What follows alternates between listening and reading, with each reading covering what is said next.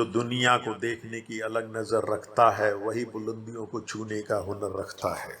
नमस्कार, मैं अनिल अग्रवाल आपके सवाल कार्यक्रम में आपका स्वागत करता हूं। आज हमारे साथ हैं राजस्थान खाद्य पदार्थ व्यापार संघ के अध्यक्ष श्री बाबूलाल जी गुप्ता जी। बाबूलाल जी, आपका बहुत बहुत स्वागत है हमारे कार्यक्रम में। आपने अपना बेशकीमती समय में दिया। आप इस पद पर बाबूलाल जी कब से हैं? देखिए, वैसे तो मैं संघ से एज ए जनरल सेक्रेटरी 1992 में जुड़ गया था, परंतु अभी मैं अध्यक्ष 2010 में बना हूँ। 9 साल में परंतु हमारे हर 3 साल में चुनाव होते रहते हैं। अभी हुए थे 2016 में। अब फिर ये बड़ा फंक्शन कर रहे हैं, अधिवेशन करने के बाद में हम फिर चुनाव कराएंगे। इसमें आपकी गतिविधियाँ क्या रहती हैं आपके इस पद की? देखिए, ये एक ऐसा हमारा संघ है कि 247 मंडियाँ, राजस्थान की करीब 350 तेल मिलें, 250 दाल मिलें, आटा रोलर फ्लोर मिल्स, 200 के करीब जिनिंग फैक्ट्रियाँ, मसाले उद्योग, ये सभी इसके मेंबर हैं। और इन सब में अगर कोई राज्य सरकार या केंद्र सरकार से कोई दिक्कत आती है तो उसका समाधान किस तरह कराया जाए, ये हमारी कार्यशैली में शामिल है। और ये कहा जा सकता है कि कभी कभार जैसे मान लीजिए राज्य सरकार नहीं मानती है, केंद्र सरकार नहीं मानती है, तो हमें हमारे जो पूरे 247 मार्केट है वो भी बंद करने पड़ते। ये मतलब किस तरह की दिक्कतें आती हैं? देखिए, ये हम अमूमन 2-3 विभागों से सीधे जुड़े हुए हैं। एक तो एग्रीकल्चर विभाग है, जिसमें एग्रीकल्चर मार्केटिंग का बहुत बड़ा रोल रहता है, क्योंकि हमारी मंडियों की देखरेख वो एग्रीकल्चर मार्केटिंग करता है। ठीक है। और ये सारा एग्रीकल्चर मार्केटिंग एक्ट बना हुआ है 1964, उसके अंतर्गत चलता है। उसमें मंडियों में अगर मान लीजिए कहीं आधारभूत सुविधाएं नहीं है या केंद्र सरकार या राज्य सरकार ऐसे आदेश पारित कर देती है जो मंडियों में परचेज नहीं करती, जब अभी पिछले दिनों समर्थन मूल्य पर माल खरीदा जाने लगा, तो हमने केंद्र सरकार से कहा कि भाई आप समर्थन मूल्य पे खरीदते हैं तो आप मंडियों के थ्रू खरीदिए, आपको कोई नुकसान नहीं होगा। उन्होंने कहा कि भाई ऐसे नुकसान की जो व्यवस्था है उस व्यवस्था को आप कैसे कम कर सकते हैं। तो हमने उनको समझाया कि आप मैगट को 3.5% देते हैं, हमारी आड़त 2.25% है, आप हमको दे दीजिए, उसका माल जितना आएगा उतना हम उसको पेमेंट कर देंगे, बाकी समर्थन मूल्य का जो डिफरेंस है आप अपने किसान के खाते में डाल दीजिए। तो इस तरह से अनेक बार कहीं ना कोई समस्या। आपकी ये संस्था मतलब सहयोग व्यापारियों का, किसानों का? हाँ जी, किसानों का, व्यापारियों का, इवन मजदूरों का वो करते रहते हैं। कंज्यूमर को भी प्रोटेक्ट करते हैं। इसमें आपकी जैसे पैकेजिंग फूड आते हैं वो सम्मिलित नहीं है? हाँ जी, बहुत ज्यादा पैकिंग के जो मल्टी नेशनल बन गए हैं वो हमारे नहीं आते हैं, वो हमारे मेंबर भी नहीं है और उनको मेंबर बनाते भी नहीं। कई बार परसू किया गया है कई सारी मल्टीनेशनल से आप उनको मेंबर बना लीजिए, पर हम इसमें डेयरी भी आती है? डेयरी का भी काफी रोल है। डेयरी अभी हमारी मेंबर तो नहीं है, तो हम इसको इंटीग्रेट करते रहते हैं। जैसे मावे वगैरह की अभी जो हेल्थ डिपार्टमेंट से है, तो अमूमन हम उनको क्लासेस भी लगाते हैं, उनको वर्कशॉप भी करते हैं, उनको समझाते हैं कि आप ये जो आर्टिफिशियल मावा बना रहे हो, गलत दूध बेच रहे हो, ये आपको नहीं बेचना चाहिए। नहीं, जो आपके मेंबर हैं वो आपके अनुसार ही चलते हैं? आपके ऐसा डेयरी वाले मेंबर में क्या है, 17 मेंबर है, तो संगठित नहीं है। और संगठित नहीं होने के कारण वो हमारी कोई बहुत ज्यादा बात मानते नहीं है, परंतु सरकार को सहयोग करते हैं, तो नेचुरली एक समाज को भी अच्छा लगता है। और वो भी धीरे धीरे जो बहुत ही ज्यादा नहीं गया है उस गड्ढे में, वो बाहर ही है, वो तो आ जाता है लाइन में।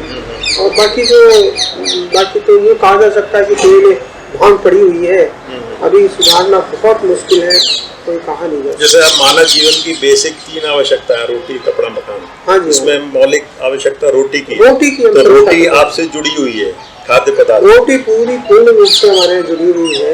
हमारे यहाँ जितने भी मंडी में जैसे किसान माल लेकर के आता है, किसान लाएगा तो हम उसको बिठाएंगे, उसको चाय पानी पिलाएंगे और उसकी पूरी सुरक्षा करेंगे, और जरूरत पड़ेगी तो उसको पैसा भी उधार देंगे। ये सारी व्यवस्था ये तो आपने मैकेनिज्म बोला। अब हाँ। जैसे जो गुणवत्ता है खाद्य पदार्थ की, वो आज वो नहीं है जो आज से कई साल पहले हुआ करती थी। नहीं देखिए, मैं बताऊँ आपको कि मोटा मोटी हम लोग जो मंडियाँ हैं वहाँ तो खाली साबुत माल आता, होल आता है। अब जब होल आएगा तो जैसे उसमें भी कई बार दिक्कतें आ जाती हैं कि साहब मोट में मूंग क्यों मिल गया, तो वो तो किसान कुछ कर नहीं सकता, शॉर्टेक्स मशीन उसके यहाँ लगी हुई नहीं है। तो फिर हम समझाते हैं उनको, हेल्थ वालों को, कि भाई ये एडल्ट्रेशन नहीं हुआ, ये तो ऊपर वाले ने ही दिया है। परंतु यदि दाल मिल के स्तर पर कहीं उसमें केमिकल मिलाया है, ये किया है, तो वो हम उसको प्रोटेक्ट नहीं करते। नहीं, अब जैसे आजकल पेस्टिसाइड का दौर है तो पेस्टिसाइड भरपूर इस्तेमाल किए जा रहे हैं। देखिए, हाँ, खेती में ये तो एक बहुत बड़ी विडंबना है, यद्यपि ये हमारा क्षेत्र नहीं है, क्योंकि उस किसान के खेत तक हम नहीं पहुंचते हैं। किसान के खेत के बाहर जब वो माल अपना इकट्ठा कर लेता है, उसके बाद में हम जरूर उसको कहते हैं भाई अपने यहाँ एक सामूहिक समूह बना करके क्लीनिंग का बना लीजिए। आपका खेती करने के प्रोसेस पे नियंत्रण नहीं है? उस पर नियंत्रण नहीं है, उसमें हम कोई दखलंदाजी हमारी नहीं है। नहीं, तो वो क्यों नहीं हो सकती? हमारी मार्केटिंग वो क्यों नहीं हो सकती? नहीं, वो इसलिए नहीं हो सकती, वो बहुत बड़ा फील्ड हो जाता है। अभी हम ये व्यापारियों को ही नहीं सपोर्ट कर पाते पूरा, तो आपका मतलब मटेरियल से ट्रेडिंग से संबंधित है? हाँ, ट्रेडिंग से है। और अब हम जैसे अभी जो आप बता रहे थे इंडो एग्रो जो लगा रहे हैं, ये राजस्थान की बहुत बड़ी एग्जीबिशन होगी। एग्जीबिशन ये पूरे हम सोच रहे हैं कि इसको राष्ट्र स्तर की एग्जीबिशन ही करें। ठीक है। और पूरा इसको खाका भी हमने दे दिया है। इसमें हमने यही कहा है कि भाई हमारा व्यापारी जो मंडी में बैठा हुआ है वो अभी तक इतना ही जानता है कि किसान माल लेके आया और माल बेच दिया और अपने पैसे उसको दे दिए और अगला जिसने खरीदा उसको अपना माल दे दिया। हम चाहते हैं कि ये वहाँ ग्रेडिंग क्लीनिंग भी हो और उसका वैल्यू एडिशन भी हो, और वैल्यू एडिशन का फायदा किसान को भी मिले और व्यापारी को भी मिले। और जब व्यापारी को तब मिलेगा जब कहीं ना कहीं इंडस्ट्री सामने आएगी। और तो छोटी छोटी मशीनें जैसे हमको ला करके प्रदर्शन दिया गया है, जो कई सारे लोग एग्जिबिट करने आ रहे हैं, तो कहते हैं कि केवल मान लीजिए 2.5 लाख की मशीन लगा दो, एक कमरे में ग्रेडिंग क्लीनिंग हो जाएगा, 25,000 रुपये महीना आपका बचेगा। तो इस तरह की जो मशीनें हैं उनको हम इंट्रोड्यूस करना चाहते हैं। और प्लस उनको ये भी बार बार ये भी बताते रहते हैं कि आपका भंडारण अच्छा होना चाहिए। जैसे अभी जयपुर है, तो जयपुर में ज्यादातर भंडारण कोल्ड स्टोरेज में होने लग गया, चाहे वो गेहूं हो, चाहे आपका मूंग हो, मोट हो, उड़द हो, साबुत, मगर दालों को छोड़ दीजिए। तो उससे क्या होता है, जीरा हो, सौंफ हो, उसका कलर वैसे के वैसे बना रहता है और वो पूरे साल भर तक चीज सुरक्षित रहती है। पहले वेयर हाउस में डाल देते थे, फेमिगेशन करते जरूर थे, परंतु उसके जो कलर था वो तो सुरक्षित नहीं रहता था, अब पूरे साल भर तक रहता। ये हमारे इस एग्जीबिशन से उपभोक्ताओं को क्या लाभ मिलेगा? उपभोक्ताओं को देखिए लाभ ये मिलेगा कि जैसे जैसे बढ़िया मशीनें आपको काम में आएगी, ग्रेडेड और क्लीनिंग अगर हमारे यहाँ होने लग जाएगी तो उपभोक्ता को अच्छा माल मिलेगा। बाकी जो आप बात कर रहे थे पेस्टिसाइड वाली, वो नहीं कंट्रोल हो सकता। पेस्टिसाइड वाली वो हम कंट्रोल नहीं कर सकते। हम क्वालिटी तो नहीं कंट्रोल करेंगे, इतना ही, चाहे तेल हो, चाहे दाल हो, चाहे ये हो, उसको इतना ही करेंगे कि मशीन जितना कर सकती है। मतलब नहीं, आपने अपनी लिमिटेशंस बता दी। हाँ, पर एज ए उपभोक्ता अगर आप अपने को देखें तो इसके लिए आपको कहाँ जाना चाहिए फिर इस चीज के लिए? नहीं देखिए, एज अगर कंज्यूमर की बात है तो कंज्यूमर को जब तक, देखिए मैं आपको इधर बताता हूँ कि संगठित नहीं है अभी कंज्यूमर, और कंज्यूमर संगठित नहीं है, कानून बनते रहते हैं। ठीक है। और कानून, मैं ये कह सकता हूँ कि कानून का कोई मतलब नहीं उस कानून का। कभी कभार कोई पकड़ा गया, उसको ये कर लिया, ये इससे कुछ नहीं होने वाला। आप जब तक उसमें इन्वॉल्व लोगों का मोरल साउंड नहीं करोगे, उनको कुछ ऐसे ट्रेनिंग की व्यवस्था नहीं करोगे, या उन लोगों को उनका रोजगार सुनिश्चित नहीं करोगे, दोनों बातें हैं। क्योंकि कई बार आदमी इसलिए करता है कि उसका रोजगार नहीं है, क्या करे, मरता कुछ नहीं करता, वो शामिल हो जाता है। तो ऐसे 3-4 चीजें हमको करनी पड़ेगी इसमें, और जब तक ये चीजें नहीं होंगी तब तक कंज्यूमर को बहुत ज्यादा सुखी नहीं कर सकते। ये कानून बनाना बहुत अच्छी बात है, पर कानून की पालन करना बहुत टेढ़ी खीर है। और कम से कम कंज्यूमर की जो कंज्यूमर प्रोडक्ट है उनको सही सलामत ठीक से वहां तक कंज्यूमर तक पहुंचाना।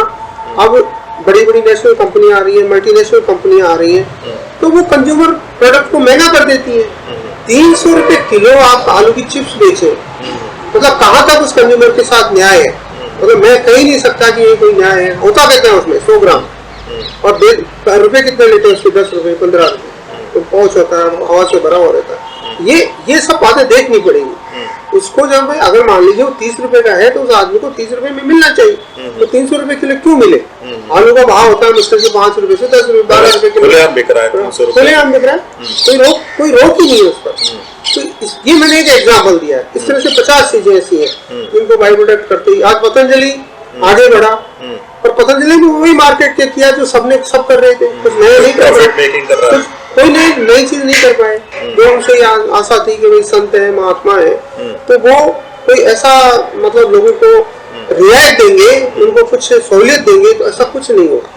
लोगों का वही सारा उन्होंने। जैसे आपके विचार हैं, तो आप ये उच्च शिखर तक अपने विचारों को पहुंचाने के लिए क्या प्रयास कर रहे हैं? देखिए, मैंने तो कोई अभी प्रयास ऐसे कुछ किए नहीं है, मैं तो आपको बताऊं। बाकी जहाँ कोई मीटिंग होती है या कुछ होता है तो अपनी बात कहता जरूर है। कृषि में राजस्थान को आप किस स्तर पर मानते हैं देश में? कृषि में भाई देखिए, अगर जहाँ तक प्रोडक्शन का सवाल, हम यहाँ 12 लाख टन मूंग पैदा करते हैं, 4 लाख टन उड़द पैदा करते हैं, 3 लाख टन ओट पैदा करते हैं, और आप ये देखिए कि थोड़ी वो तोर भी पैदा कर लेते हैं, और 22 लाख टन चना पैदा कर देते हैं, 20 लाख टन मूंगफली पैदा कर देते हैं, 16 लाख टन गेहूं पैदा करते हैं। तो ऐसा नहीं है कि राजस्थान का कोई स्थान नहीं है। मैं तो ये कहता हूँ, यहाँ बस कष्ट की बात यही है कि यहाँ इंडस्ट्री कम है और इंडस्ट्रियलाइजेशन यहाँ होना चाहिए। इसके प्रयास सभी सरकारें करती हैं। अब आपकी सरकार से क्या अपेक्षा है अपनी? देखिए, सरकार से मैं तो अपेक्षा यही रखता हूँ कि ऐसा वातावरण उत्पन्न कीजिए जिसमें किसान माल लेके आए, उसका माल वाकई अच्छे दामों में बिके और कंज्यूमर को वो उसकी पहुंच के बाहर नहीं रहे, पहुंच के अंदर रहे। और दूसरा ये हो कि ज्यादा से ज्यादा कम से कम राजस्थान में तो इंडस्ट्रियलाइजेशन होना चाहिए। कम से कम प्रोसेसिंग यूनिट की बात करते हैं, ये प्रोसेसिंग का अलग से महकमा खोलते हैं सेंट्रल गवर्नमेंट में भी, तो उनको पता नहीं वो महकमा क्या काम करता है। यहाँ पे कोई ध्यान ही नहीं देता, कुछ पता ही नहीं। तो ये सब चाहता हूँ कि इस तरह की व्यवस्थाएं हो तो लोगों को रोजगार भी मिलेगा। हमारी जनता से आप कुछ कहना चाहेंगे अपने? मैं तो जनता से इतना ही कहना चाहता हूँ कि जनता अच्छा सोचेगी, अच्छे